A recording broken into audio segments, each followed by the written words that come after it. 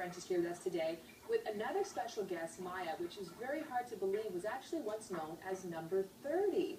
So tell us a little bit about Maya and her story. Sure. So Maya came to us. She was surrendered from a puppy mill to Loyal Rescue. When she came into our care, she really hadn't experienced being a dog before. She lived her life inside a small crate and was used for breeding. The only interaction dogs have in puppy mills with humans are when they're taken from the crate and impregnated and put back into the crate again. So they don't learn how to socialize with other dogs. They have no positive interaction with human beings. So when she came to our care, she was very, very nervous, understandably.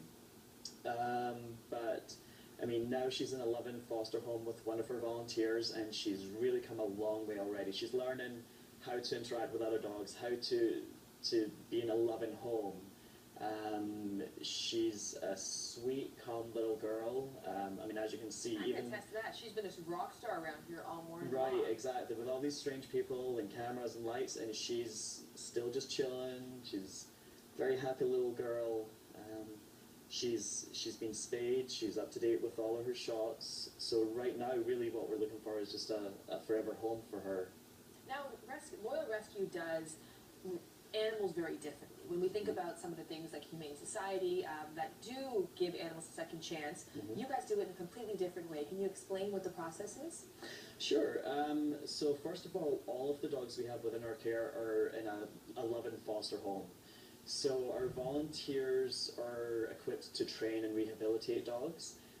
A lot of the time when you go to a shelter, unfortunately, you really don't know if the dog's good with children, if they're house trained, good with other dogs. Whereas when you're adopting through a reputable rescue who offers foster homes, we can work out what the dog's temperament is, what the type of ideal home would be, and if the dog does have any issues, we can work on those as well.